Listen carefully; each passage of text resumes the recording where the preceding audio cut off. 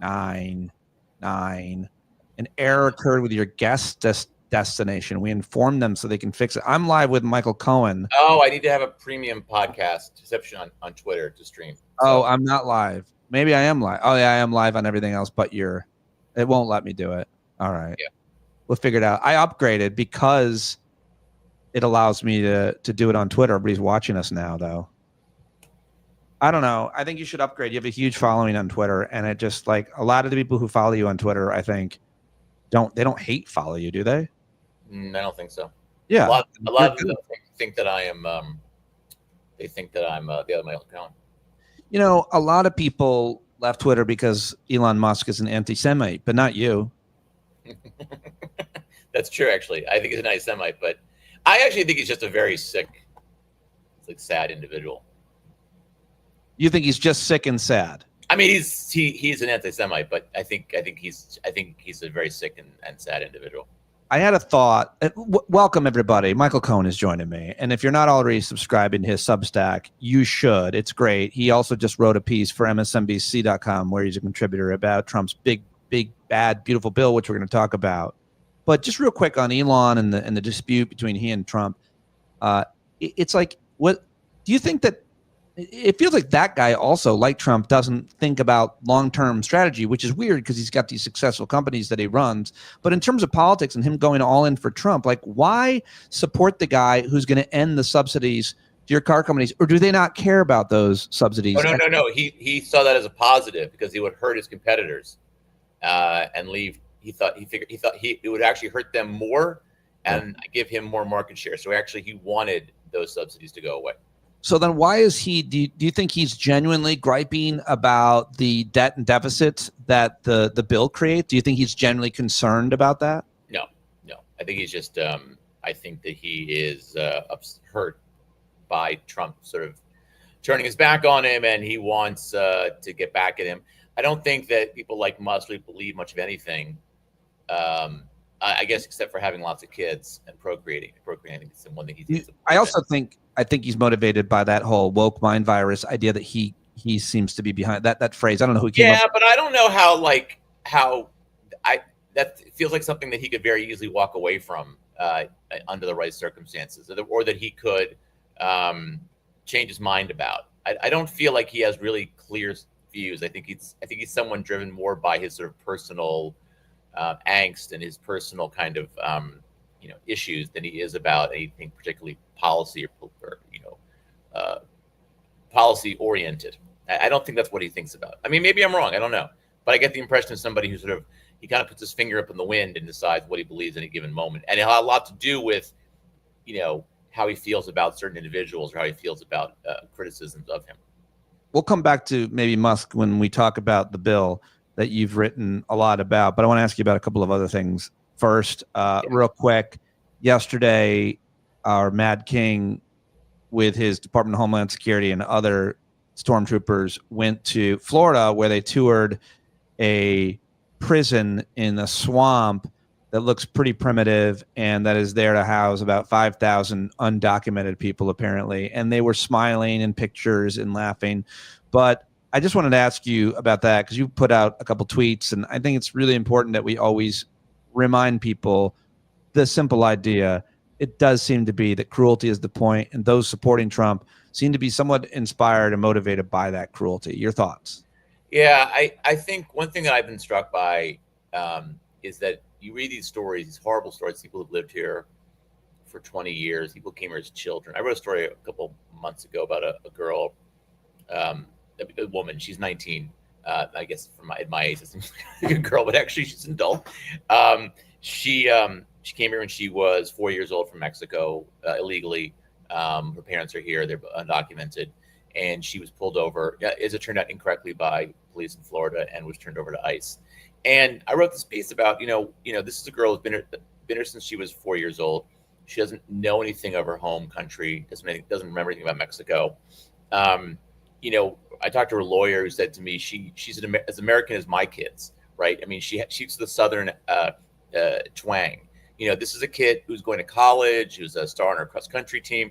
And I said, look, why wouldn't you want somebody like this in America, right? I mean, this is somebody, like, you hear a lot of complaints of people who criticize immigration say, oh, they don't integrate into the country. Well, she did. She very much did, as did her parents. Her father owned a business.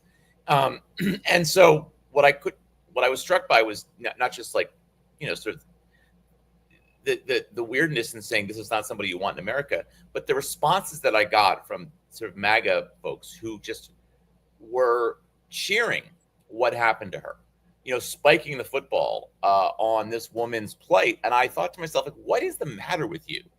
What causes you to go onto a social media site and attack a woman you've never met, a girl whose life and her whatever she's doing doesn't affect you in the slightest, and cheer for her removal from America to a country she's like really has no memory of and has never lived in? And I just think that there's something about performative about it, but it's also like, people have signed on to Trump's cruelty, and in the sense they want to, it's hard for them to walk away from that, so they almost like double down on it. But I think because of the cruelty that's going on, because of the need for people to support Trump, unabashedly support him, I think they sort of bought into this idea that all immigrants are terrible and they're all criminals, which of course is not true, and they're all bad, which of course is not true. So I think there's a certain psychology that's driving this that is kind of sick. And I think also the people in charge who are driving this are, I don't think Trump has a full. It's funny. There's a piece a couple weeks ago about how Stephen Miller, who I think is the person really driving this, that even Trump mocked him in private for being too excited about all these deportations. Really? And I think, yeah, this is Stephen Miller's policy. And I think if you look at some of the stuff Stephen Miller has said, if you look at some of how the policy is being implemented, employers are not being targeted. Employers who employ undocumented immigrants are not being targeted, even though that's a crime. They are targeting the immigrants themselves. And I think we just should call this what it really is, which is sort of almost like benign ethnic cleansing. And I say that in complete sincerity, because I think that's what's happening. Now, I don't want to say it's fully ethnic cleansing, because we're not talking about deporting people who are here as legal citizens, although maybe that's the next process, who knows. But this very much, appears to be a process that is focused around deporting as many non-white people as possible. And I don't know how you don't call that ethnic cleansing. Or again, it's not as severe as that, but it's like a benign version of it almost. I mean, those words, just, you need to take a pause on them. You do. I interrupt you, but like, I wrote something on Twitter where I said that, and then I deleted it because I was like, I don't know if I really want to say that. But the more I think about it, the more I think we need to talk about it in that context. Yeah, no, I think it's a really powerful two words to put next to each other. And when we use them, someone like you at least, then we should take seriously what it means. But I also think sometimes people on social media just do it just to entertain themselves, just to be a dick. But then, just in case they were being that way, real people with their real accounts in my community, where I live in Clarkstown, New York, and Rockland County, just north of the city, under their own names, they say similar things about undocumented people who are working. And it's wild, because many of them I even know literally, and I know that they've had them in their house or at least on their lawn, taking care of things they can't or don't want to pay. Or don't want to do, right? Yeah, I mean, it's just, it's preposterous, and it's gross, and it's disgusting, but it is the point. And I didn't see that reporting about Trump's going after Stephen Miller, but now he's been told by his ag secretary and others in his administration, you can't deport everybody. Most of these people, unbeknownst to you, are working important jobs, the underpinning of what we called essential workers during COVID. But did you notice that after he basically backtracked and said we shouldn't be deporting people who work in the hotel industry or work in agriculture, that they reversed that policy like a few days later, and it was driven by Miller, because Stephen Miller is our unofficial president, because he's the one who's driving this policy. There's no question about it. He certainly is one of the most influential, if not the most influential, on this issue, much less many others. I don't know if I want to call him unofficial president, because I don't know that he's brought in on every single thing that Trump. He is. And I think if you go back and read the Signal Chat, a discussion on Yemen a couple of months ago, who shut down that conversation was Stephen Miller. Well, what about tariffs? Where's Stephen Miller on that? On what? Tariffs, trade policy. I mean, I guess maybe in that he is not as involved, but I imagine. But then again, he probably is somewhat involved in it. I mean, I think that he's got his fingerprints on a lot of issues going on at the White House. I think he's more powerful than Susan Wiles, who's the chief of staff. I think he has more influence on policy than pretty much anybody else. And when you have a president who is so unbelievably clueless about what's happening in his own administration, it gives someone like Miller just outsized power. And I think he has outsized power. What about the issue, just sticking with the immigration issue and the idea of deporting all these people who are essential workers? Do economists ever consider what would happen to the economy if a whole bunch of essential employees and workers were kicked off the job or out of the country? I feel like it's not something that gets talked about in economics in general, because it's not a policy that any country would ever do to itself. Like, we're doing this to ourselves. And I just don't know how big of a deal it is. But I don't. Yeah. Go ahead. Sorry. I mean, I guess when I see strawberries and produce at the grocery store costing a lot more, it could be directly related to that, or it just not being there. Or if you hear issues with restaurants or hotels or other places shutting down, you've heard some small businesses, landscapers and so on, home builders and contractors being concerned about this. But until it affects the average American, and then you correlate that to these people, will they necessarily care? But I would imagine economists don't really consider this, because this is such a foreign idea for a nation's leader to do. No, well, look, I think that some economists have talked about it, but I also think you don't need to be economists to figure this one out. I mean, if you deport lots of people who work in agriculture, or they're afraid to go to work, what's the effect going to be? That you're going to produce less food, or you're going to have to hire people who have to pay higher wages to, and that's going to lead to higher costs being passed on to consumers. I don't think it's even not all that complicated. If you can't find undocumented workers to do construction work, and you have to pay people, or you have to cancel projects, or you have to pay more, then yeah, that's going to end up costing more money for the price of housing. So I think, I've actually been surprised we haven't seen more of an economic effect from these policies, but I think it's just a matter of time. You can't take this many people out of the economy who work in industries that are reliant on low wage workers to keep costs low, and expect that you're not going to see some impact, down the supply chain and then onto consumers.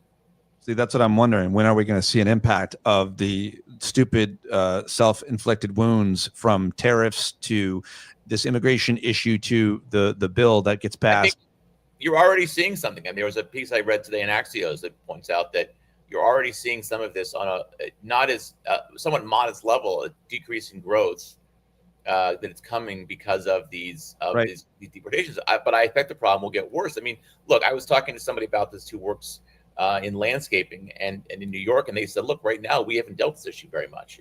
ICE has not really showed up here. What if they do? Does that begin to affect costs here? I know in LA, you talk to people out in LA, they'll say the impact is dramatic. There's a big article in the Post, the Times, I think over the weekend, they point out that you're just seeing people are not going to work, or they're staying home. Cultural festivals that people would go to in the past are now being shut down, or no one's showing up to them because people are afraid of these ICE raids. So I do think that it has an impact. I don't know that it may take a while before it's felt, but I don't see any way possible that you don't see an impact from this. Plus, by the way, if you stop bringing in people into the country, if people stop coming into the country who are undocumented, it's going to have an effect on down the road as far as the ability to hire people to do these jobs. I mean, there's just no way it's not going to have an impact at some point.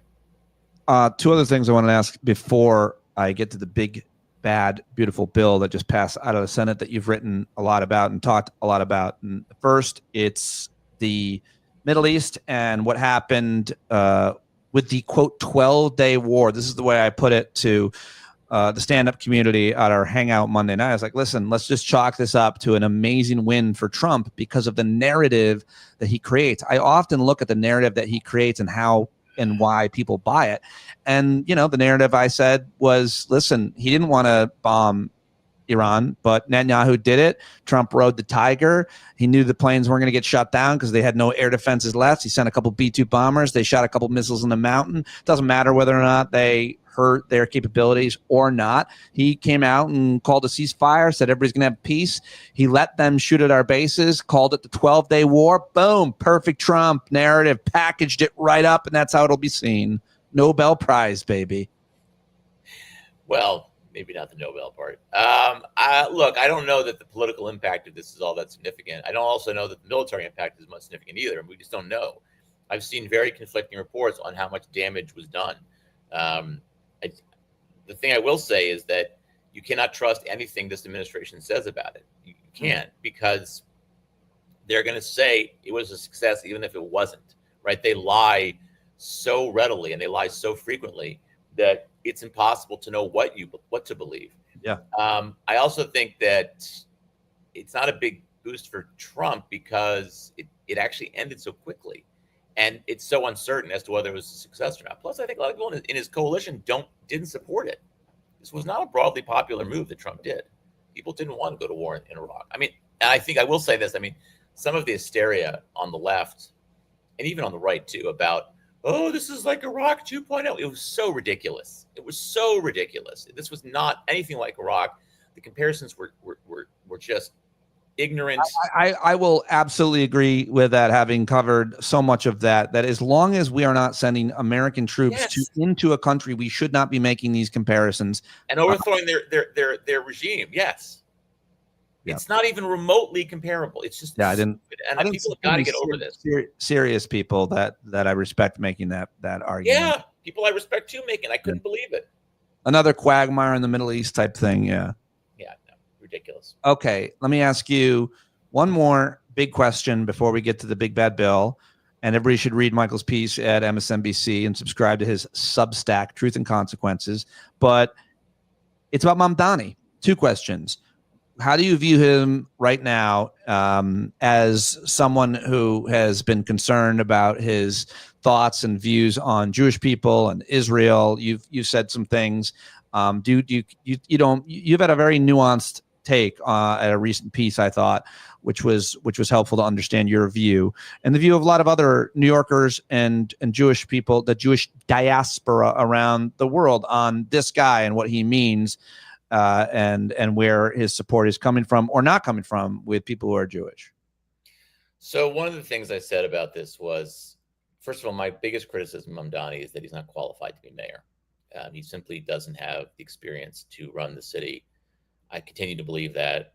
I think he sold New Yorkers a bill of goods about what he wants to accomplish, most of which he will not be able to accomplish. And if you see the reaction from Hochul, the governor, and from Democrats in Albany, they're just not going to go along with what he wants to do. They're not going to raise New York City government can't do a lot without the New York State government. Yeah, he needs the New York State government to raise taxes to pay for the things he wants to do, and they're not going to raise taxes for him, and they're not going to support him. And frankly, the more he is attacked, which he will be for the next 5 months by Eric Adams and by Republicans, and the worse his numbers get, the more of an outlier he seems, the more he's portrayed as an extremist, the less likely Democrats are to work with him. So I think he's not going to be a successful mayor. I think he's going to be a disastrously bad mayor. That's my overall take. On the issue of his the anti-Semitism and the anti-Zionism stuff. Look, what I wrote was, before the election, I just said I think this guy who wants to be mayor of the largest Jewish diaspora in the world needs to show a little bit more outreach and empathy toward the Jewish community, and he just refused to do it. He simply refused to do it. Refusing to condemn a phrase like globalized intifada, which people like me and a lot of other Jews in New York means attacking Jews, diaspora Jews, was pretty troubling that he wouldn't condemn it. Since the election, but I wrote in that piece right after, I said, look, maybe he did this because he convinced himself that he couldn't afford to piss off his anti-Zionist, anti-Semitic supporters, and so he was going to, wait till after the election to say something. He hasn't. He didn't. He was asked again to condemn that phrase. He still refuses to do it. I'm sure you know the story of the woman in Boulder, Holocaust survivor, who died from her burns, suffered from an anti-Semitic attack, and he, expressed sympathy for her loss, but refused to say this was an anti-Semitic hate crime. It's like saying all lives matter during the George Floyd protests. It's incredibly, it's first of all, it's purposeful, right? He knows what he's doing, or social media team knows what they're doing. And it's quite hurtful, frankly. You know, but I saw, so I'm sure you saw his 3 minutes or so response to Stephen Colbert on the CBS Late Show a couple days before the election. I did, and I'll tell you something about that. Let me just say, let me make my pithy joke. Sorry. I, as a non-Jew and an anti-Semite, I was satisfied with what he said. He mentioned actual anti-Semitic things, including, I think, Colorado and Washington murder. He mentioned those, and then he used quotes, and he then offered a solution, a policy idea. How come you're not satisfied with that? And I am. Because when a politician says, I support, and what he said, I support more money for, you know, fighting against anti-Semitic hate crimes, that to me is a bullshit diversion from trying to actually be a leader. To be clear, a leader would have said, I understand the concerns of Jewish New Yorkers, and I am here listening to them. And when they say that globalized intifada is an expression that makes them afraid and which has been used to justify violence like in Boulder and like in DC, I understand that and I condemn it, even though I support a Palestinian state. I personally, Michael Cohen, support a Palestinian state. I find globalized intifada to be fucking offensive to me, offensive to Jews all over America. He won't show that leadership. And why? Because he doesn't want to piss off his supporters who find that language appealing. That's the bottom line. So don't talk to me about how you're going to spend money on shit when you, as the mayor, won't show personal leadership on this issue. So I found the Colbert thing actually more offensive. Oh, well, he did say during the Colbert thing, clearly it's not satisfying to you, but he talked about the serious spike in anti-Semitism, cited 2 actual anti-Semitic attacks, and then offered a solution. But because he doesn't condemn that phrase, it's not good enough. No, actually, he didn't say, for example, that the vast majority of those anti-Semitic attacks, like in New York City, are coming from, not from the right, not from neo-Nazi groups, but from the left. And if you want to get really clear about it, the primary instigators of anti-Semitic violence in New York are Black New Yorkers. That's the fact. He won't say that because it'll piss off his constituents to admit that. But that's the truth. You see this constantly in New York, Orthodox Jews being attacked, and often by individuals who are minority, other members of other minority groups, not right-wingers. That's what needs to be said. That's actual leadership, which, by the way, Eric Adams didn't show either. That's what needs to be said, but he won't do it. And so I don't want to hear about how you're going to spend more money on dealing with, for anti-hate crime programming. Spare me. You need to show some leadership, and he won't do it. And so I'm not going to vote for him. And he's not going to change his mind. He clearly believes this.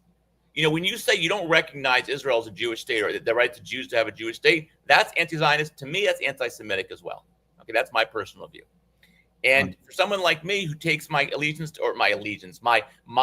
relationship with Israel very seriously, I find it offensive. I found that to be Freudian. I think you have allegiance to Israel. That's right.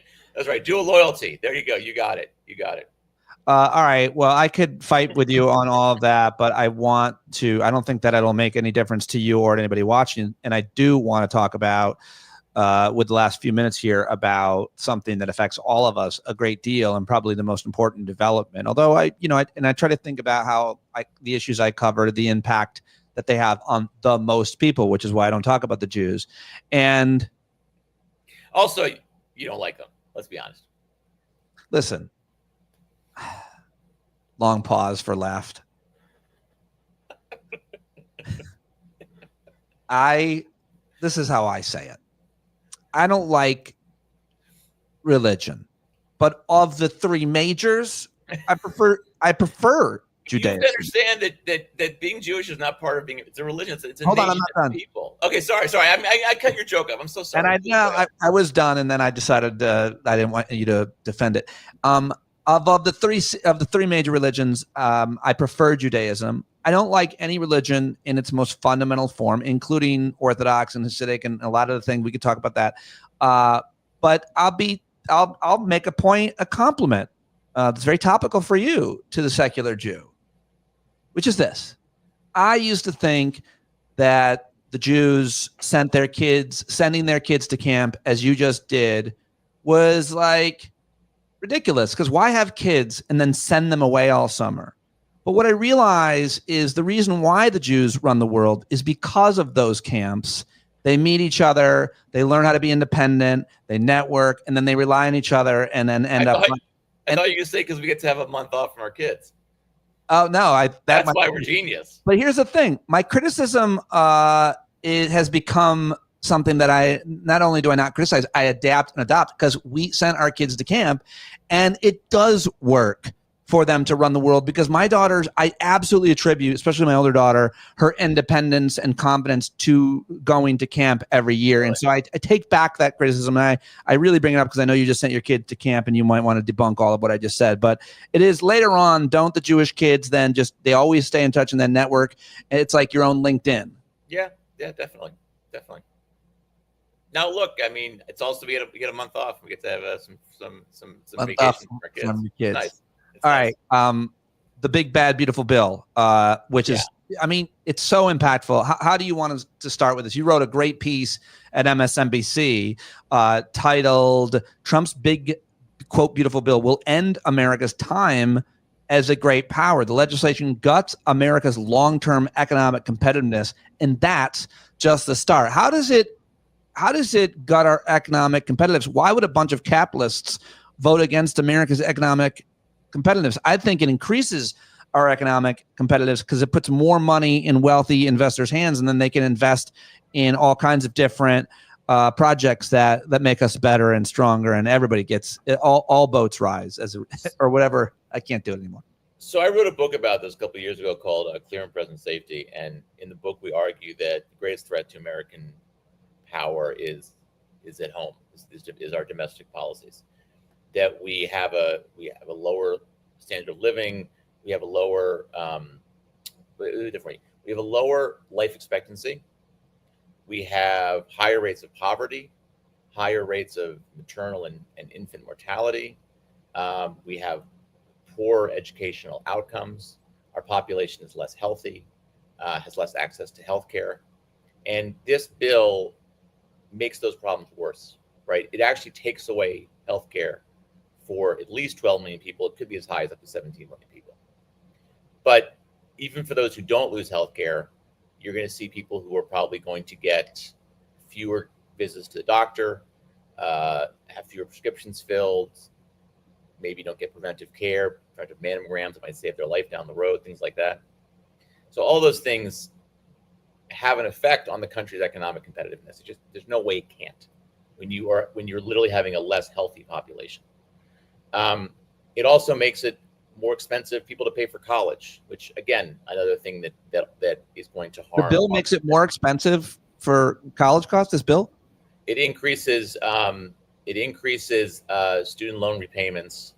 It cuts certain student loan programs. Mm-hmm. I have to get the numbers on this, but it basically makes it changes the repayment schedules on loans. So people are going to pay more money early on after they finished from college. It cuts SNAP benefits, which means you've got tens of millions of people, including 8 million kids, who are going to have less food. That has an impact. That has an impact on not just one's physical health, but their mental health. It has an impact on on people's productivity at work. It affects economic productivity, and it's the kind of thing that makes it harder for people to rise up the economic ladder. It decreases economic mobility, upward mobility, which, by the way, we already rank pretty low when it comes to upward mobility. Oh yeah, I had an argument with a guest about that recently. I mean, there's plenty of ways to measure that, and we come out badly in all of them. Yeah, if you compare us to other Western democracies, other OECD countries, we are usually at the bottom when it comes to things like upward mobility. But the last thing is that we are, one of the big. It's really funny because. Not funny, it's more sad than anything else, but Trump has been talking about wanting to onshore manufacturing. Well, one of our biggest manufacturing industries in America is clean energy technology. Yeah, and but did you see that a windmill blade flew off the other day and landed on a so I guess we should just cancel the whole thing. No, but that is a major industry, and this basically just not destroys, but devastates the wind and solar industry. And, in the near term, like 90% of new energy sources are coming, new home energy is coming from renewables. So you're going to see almost certainly higher energy costs, people. But I was talking to somebody about this who's in this space, and said, look, a lot of companies are just going to go overseas, and this is going to be a win for China. So in a major technology of the 21st century, not just wind and solar, but battery manufacturing, the various parts that go into green energy technology, those industries are going to be harmed, and who's going to be helped? China, which has not only are they taking investments. My understanding is in this bill, not only are they taking away the subsidies for renewable energy as much as they can, they're putting in harder barriers for them to exist even without those subsidies. And when you think about like energy, when you think about investment, and I can't imagine another industry where there was such a sure bet. Like energy is the industry where everybody needs energy. It's not like farming, manufacturing tractors or some more specific. I'm not going to say niche because it's a huge, millions of people depend on, Apple computers. Like you don't have to have a computer. Not everybody, but pretty much everybody uses energy. So you would think if the tables were flat and if there were true free markets, you would let the energy that is the most cheap and effective rise at the top, and we're getting there. We're there. We're past. But we are getting there in part because of government subsidies, right? I mean, we've subsidized the oil and gas industry for generations. Now we're subsidizing. I think we should. I think government should pick winners and losers, but they don't. But if they didn't, they are picking winners and losers. They're picking oil and gas and coal. Right. That's what they're picking. They're picking extractive industries, and they're ignoring renewables for largely ideological reasons, not for economic reasons. And things like that, they have an effect. And then I think there's things like I mentioned this in the piece too, but we're talking about cutting huge cuts. And this is not in the bill, but it's also part of what the Trump administration has been doing. Huge cuts in scientific research and development, huge cuts to the NIH, huge cuts to National Science Foundation, right? So those things have an effect. They have an effect as far as developing, more cutting edge, innovative industries. And beyond that, the immigration stuff, we're basically, this country, as much as people really don't want to acknowledge it, relies on immigration. And who wants to come to America now when you're at such risk of being arrested?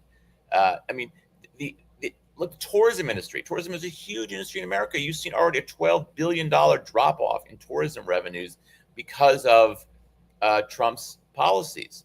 All of this has a cumulative effect, and what all of it does is make America weaker and makes it more difficult for America to be a competitive economy in the 21st century. And so, when you have a labor force that is unhealthier, that is less educated, that has less opportunity for upward mobility, when you have innovative industries that allow America to become a leader, their subsidies are being cut, they're being devastated while you're investing in industries that are dwindling. Coal, investing in coal at this point, when everyone knows coal is not only a dirty industry but isn't really very efficient, it makes no sense. And so when I look at this and I say, and beyond all of that, there's just the effect on our institutions, effect on our values, effect on the things that once made America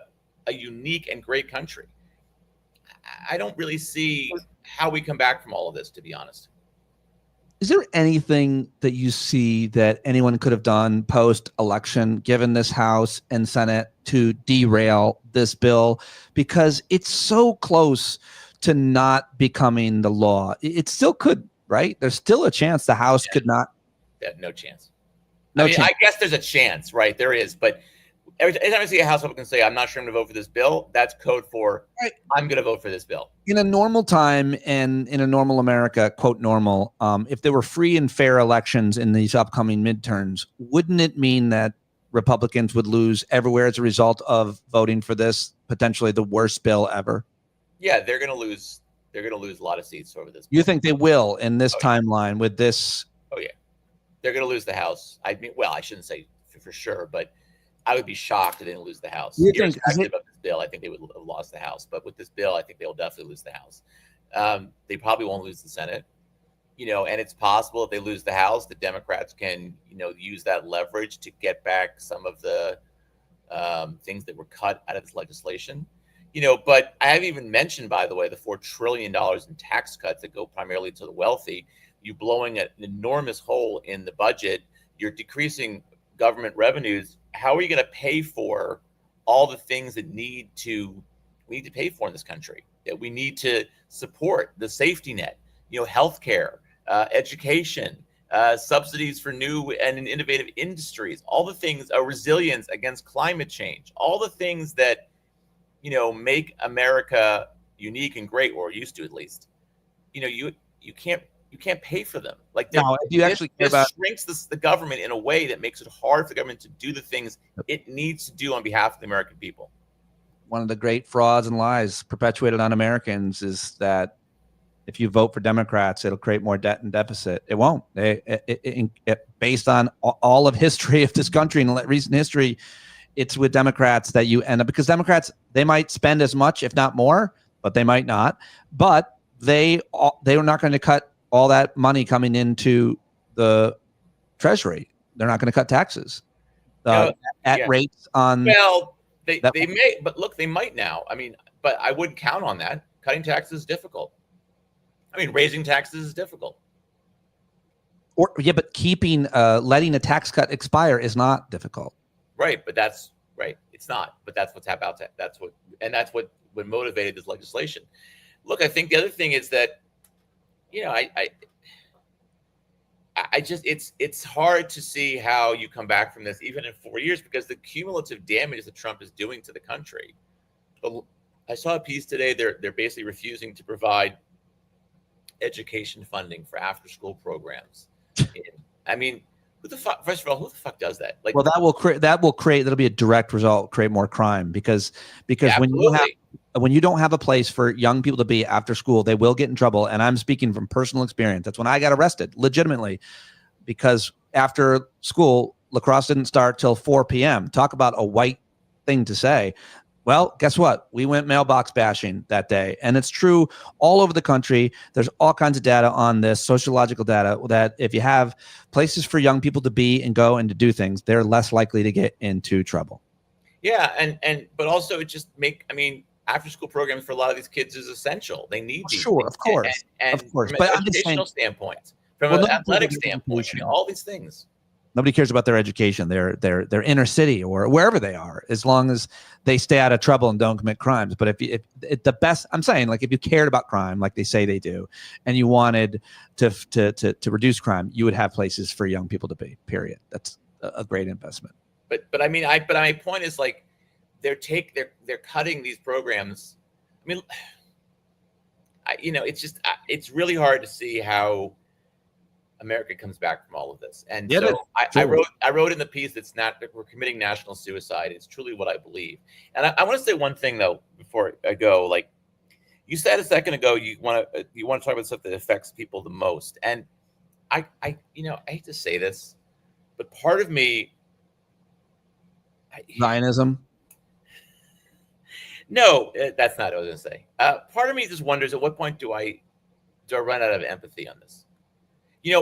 Personally, like, I live in a blue state. Okay, sure, my next mayor, it might be an anti-Zionist, but ultimately, I'm going to be fine. I have enough resources, and I'm not going to get affected by Medicaid cuts. I'm not going to be affected by cuts to SNAP, the food stamp program. I may pay more for my health insurance, but I can probably handle that. The people who are going to be hurt the most are people, to be honest with you, who voted for this president. People in red states. They're going to be hurt the most by this, because the safety nets already suck in red states. Aren't they making accommodations for red states? Aren't they making the penalties and the consequences less? Only for Alaska, because Lisa Murkowski. It's like everybody says that the rural red state hospitals are going to go out of business, but didn't they create a fund just $25 billion compared to $1 trillion in Medicaid cuts? So it's still going to, okay. So it's like taking a teacup to take water out of the ocean. Your point about empathy, though, is what? What is your concern? that you don't care about? I kind of don't care. I do care, but part of me sort of felt like, why am I outraged? Why do I care? The people who voted for this, people it affects. Like, I have empathy for them to a degree, but at some point I'm sort of like, I think it brings a sort of selfishness. Like, this is what you wanted, this, you got it. Yeah, I hate feeling that way, but part of me kind of does. The way that I understand that, I think that's normal. I think a lot of people would go a lot further. The defense for that, in my mind, is it's more complex in that not all these people, a lot of people believe shit that isn't true. And when I think about the guys who sacked the Capitol on January 6th, I think a lot of them, my extra empathy is that they really believed that Trump got cheated and that they were doing something important and patriotic because they believed their president was telling them the truth. And I think I have empathy for people's ignorance and lack of understanding about history and politics and everything, especially in this country where we don't teach it. So I have a certain amount of empathy that people just never really had an opportunity to know or learn the truth. And yeah, I don't. I'm out of it. I'm done because you know what? It's not, look, the first time Trump won, I could see that argument. But the second time, after we went through 4 years of the Michigas, like, if you didn't understand that he was a friggin' disaster, this was going to happen, then, then it's your fault. It's not my fault. This might sound a little racist, but I guess I have less empathy for like the conservative, like Venezuelans and Cubans who are being deported now. Like, how did they not know that like, why would they think that he was going to somehow not look at their community? Or the Iranians. Who are being probably because they believe and know that the vast majority of Cuban or Venezuelan or whatever Haitian immigrants are not criminals, and so he's not going to deport people who aren't criminals. What did you think mass deportation, the signs that were held up the RNC, what do you think that meant? I think say mass deportations of criminals, and mass deportations. And I guess what's bothering me a little bit is that I part of me feels like, I'm not going to lose abortion rights for my kids. I'm not going to lose these things that people are going to lose if they voted for. And at some point, it almost feels like people need to see how bad this is before they realize what they've done. But then again, we saw it for 4 years when he was president the first time, and they did it again. So yeah. I hate feeling this way, but like, my whole job, what I do for a living, I do because things piss me off, and then I write about them. And it does, after a while, feel like, how can I be more pissed off about your plight than you are? Yeah, but I think you do it for other reasons, I'm sure you would admit. And I think I do it to fight apathy. So I want to fight ignorance and apathy by talking about it. How's that working out? I'm winning. I just won. Yeah.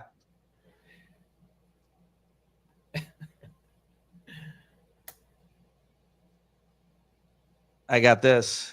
I just got this. So I held up a trophy. I won. I'm being serious, man. Like I don't think a crisis of conscience yesterday that I just felt like, I can't. Part of me just thinks that I have to worry more about my own mental health, my own sanity. I read these stories about these people who lived for 20 years getting deported, and it just like it breaks my heart and depresses me. At some point, I just want to shut it off. I don't want to talk about it. And you should, so you can come back to fight the next day. You should. Yeah, I guess you're right, but it gets harder and harder the more you see.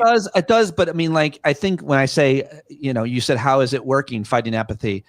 It's working for the people that are paying attention. And it doesn't mean it's the most people or that we are, quote, winning. But I mean, I've been doing this since 2008, trying to fight apathy and talk about important issues and learn myself about these. And sometimes it's not about keeping score of winning or losing. Sometimes it's just about creating a space like you do and like I tried to do to remind people that they're not alone in their thinking about the cruelty. No, I hear that. I hear that. Absolutely. Critical thinking and morality and Zionism. I hear that. always about Zionism. Always about the Jews. Always about the Jews. Everything is about the Jews in my life. Even Christmas. You're probably surrounded by Jews where you live. I mean, I don't. It's like I have a hard time personally with anti-Semitism because. Oh, good. I'm glad to hear that. That bothers that's the end of my statement. No, because honestly, it sounds so cliche or whatever, but like there are so many people who are Jewish that I'm so close with in my life, and the same is true of Black and brown folks. Like I struggle with it because I always think about the person that's not in the room. And so when I hear people say things and do things, I have a lot of people in my life that I'm very close with. And when I think about people who are, identify as many of my closest friends, closest circle of friends are Jewish. And so we're not as close anymore because of October 7th. So really, no, but I do feel a distance with certain people. I do sometimes wonder, even though,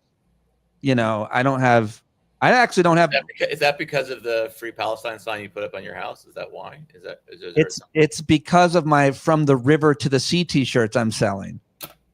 By the way, I want to point out, technically, you did basically suggest some of your best friends are Jews. But that's what I said. I don't want to sound cliche, but like, don't you think that if you have close people in your life or family who are of a certain, who are gay or Black or brown, who are Jewish, like it's, you then have more empathy for anybody who's struggling. If you had a close loved one or a child who had cerebral palsy, you would think a lot more about that issue. If you don't, that's an interesting thing. Like, I don't have a lot of friends in my life who are Muslim. I have a few, but that's shocking to me. I have a few, but okay. Hey, I once had a girlfriend who was two actually who were Muslim. No, I don't. But I don't think. But here's the thing. It doesn't mean that I don't care about Islamophobia. I mean, I don't have friends of mine who are undocumented immigrants. I still care about undocumented immigrants because I have empathy for them. And this is something like I hear from Republicans a lot. Like this sort of, I remember like Rob Portman's like the best example is Rob Portman was opposed to same-sex marriage for most of his political careers. He's a former senator from Ohio. Then his son comes out, and all of a sudden he supports same-sex marriage. And I was like, I'm like, you want a medal for that? Like, you're just doing this because somebody like you should have held this way beforehand. Yeah. I find it like really bizarre when people sort of say like, I feel because some of in my life or my family. I'll tell you one more story. I have to go, but one more story. I don't agree with that because you could say that, and I've heard that about like caring about women and girls. Like you only care about women and girls because you have daughters. No, that's not why. No, but I care more about them because I have daughters. Because I wouldn't. No, but these are people who literally like were supporting things that actually hurt gay people. So I'll sort of tell. When I used to work on the Hill, like 30 years ago, I worked for Chris Dodd, and they voted on the Defense of Marriage Act, which is was legislation in the 90s, basically said the federal government would not acknowledge or recognize any state that legalized same-sex marriage. And every Republican, of course, voted for it, and most Democrats did. But Chuck Robb, a senator from Virginia, gets up on the floor of the Senate and gives this impassioned speech opposing it. And I remember we were all sitting around like, Chuck, he's senator from Virginia, back when Virginia was still a red state. And, we sort of like, what's going on here? I remember we were like, maybe he's got a gay son or gay daughter, or maybe he has a, gay friend or gay whatever. So years later, I interviewed him. I wrote a piece about this. And I asked him, like, why did you do it? I said, did you have any friend in your life who was gay? He's like, no. I said, so why? He's like, because it was the right thing to do. Because it just seemed wrong to me. Yeah. And I was like, and I was like, wow, what a crazy notion. And he actually ended up in part losing his Senate seat because of that vote.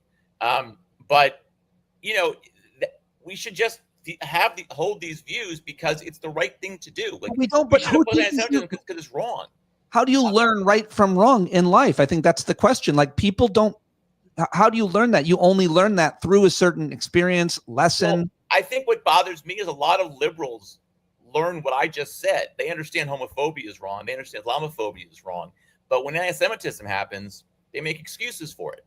Well, because I think it's really fascinating that our Senator Kirsten Gillibrand had to apologize for saying something about Mamdani, suggesting he supports global jihad, and all of his supporters like basically picketed at her Senate office, and she had to apologize. He doesn't have to apologize for continuing to say that he has no problem with this globalized intifada. I don't know about that. She should have to apologize for voting for Andrew Cuomo based on her record against sexual harassment and rape and sexual assault. She should that lost me with her. That's a different issue. I mean, you have a point there, but that's a different issue. Wait, are you pro? That why is Islamophobia something that we have to condemn and people to apologize for, but anti-Semitism is something that's like, that's fine. You're just being. I saw someone today say, that's just mass hysteria. I'm just being hysterical because I'm bothered by the mayor of my city who won't condemn a phrase that's been used to justify anti-Semitic violence. I mean, we don't count. Jews don't count, and anti-Semitism doesn't count in the same way it does for other prejudices and other forms of discrimination. Well, you'll be the last Jewish guest I have on for a while. I was going to say, like, I don't know. I was going to. You said enough. That was a good one, man. You should be a comedian or something, honestly. Hey, I'm vetting all future guests. Like, just be clear. Is your mother religious? Can you pull your pants down? I want to just check that out really quick. You think there's? I have a bunch of listeners saying, and I pushed back again. They were all against me. That with the whole trans everything in sports, that we're gonna have an atmosphere where at some point parents from the stands or other coaches are going to demand that for a genital check, like on the field or in the there's already talk about doing that. Yeah, there's already states have already I think pushed that legislation. I think it would be so unbelievably gross for a coach or a parent to be like, check that kid's pant. Like, wow, that's so fucking weird. Like you get a physical to play the sport. We know what your gender is. It's not lied about. Yeah. I mean, look, I think, there's lots of issues around trans sports and trans, treatments for kids. Vicky is the chat. One of the people who's arguing with me just said, told you. She's like literally right there. She's on my shoulder throughout my whole life.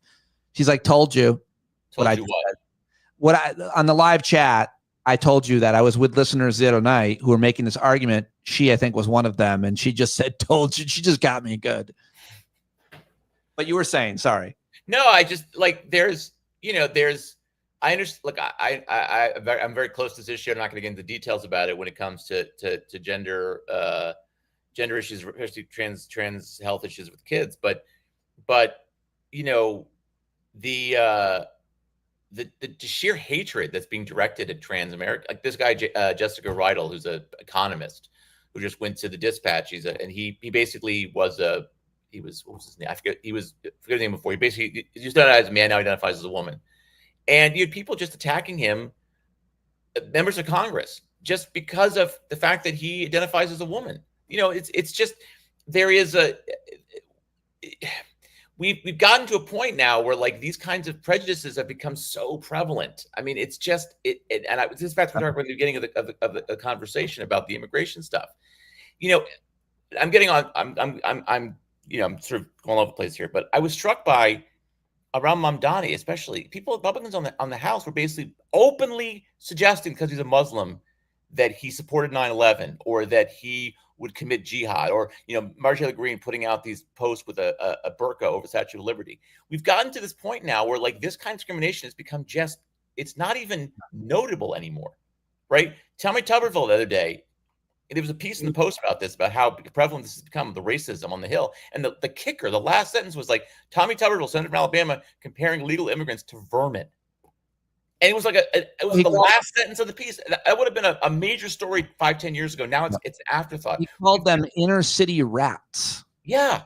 I mean, it is the prevalence of this kind of talk. And so I think, look, it's all over the place. But I think what's troubling to me is that you see this from the right, but what's happening on the left is this troubling acceptance of anti-Semitism in a way that I don't think I've ever seen before in my lifetime. And if I point this out, what people say to me? Oh, criticizing Israel is not anti-Semitism. Well, that's not even nothing to do with Israel. Globalizing Intifada doesn't do with Israel. It's to do with Jews in America. Like, I'm not even going to defend what Israel does. I'm talking about Jews in America. And Jews in America have a right to be concerned about a mayor who won't condemn that kind of a phrase. Yeah, that's a problem. I know. And yet we're dismissed for it. But again, this is a left-wing phenomenon. I think on the right, it's become every kind of prejudice has become just no longer even forbidden. It's just, openly, overtly racist. Overtly racist. Outside of policies that will affect Black and brown people's lives directly and specifically, which there are plenty, the most overtly racist thing you could do, I think, outside of like directly being racist to somebody, is rename military bases after Confederate generals. Like, to me, that's so unbelievably overt. No, I wrote about this Harvey Milk thing. Yes, they renamed this oiler ship that's Harvey Milk. Day, like Pride Week. During Pride Week. Pride Week is bad, but renaming bases after Confederate generals is worse. because they were Confederates. Well, they you know what they've done? They're not renaming them after Whatever. They're Don't even using say it different out loud what they're same really name, doing. right? It's even worse that they're doing that. They're renaming them after. But even they understand, like, you can't name it after Robert E. Lee. But Like, they even no they one, get that. but no one's gonna know that. No one's gonna understand that. And it's like it's such a gross, unbelievably gross thing. No, it is. I have no disagreement. It's disgusting. All right. Well, speaking of dismissing Jews, I have to let you go. Speaking of kicking Jews to the curb, get out of here, Cohen. No more Jews this month. Yeah. I love that I'm committing. I'm just listen. I want to say for your viewers, for the record, I'm laughing at Pete because I know that he's joking, and so we can joke around like this. But that's the whole point here. Yeah, I mean, I think, Mike. I think I've had a long enough career. I've interviewed. Here's like closest to a Jewish friend.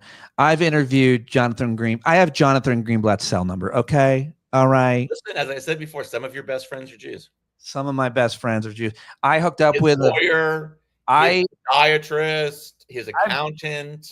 I had intimate relations with a very religious Jewish woman when I was young. Really? Did you?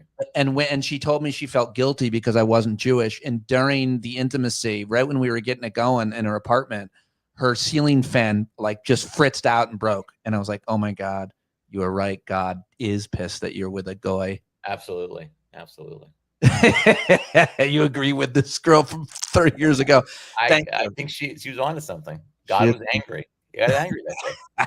All right, bud. This is awesome. Really appreciate you very much. Keep up the good work. Everybody go subscribe to Michael's Substack right now. Truth and Consequences. Go read his MSNBC piece. Go follow him on all the places. Blue Sky, Twitter. What else? You're starting a new podcast too. Do you want to talk about that? A couple new podcasts, actually. I'll have more. All right. Well, we'll promote the hell out of them. All righty. All right, bud. Thank you very much. All right. Be good. All right. Later. And end.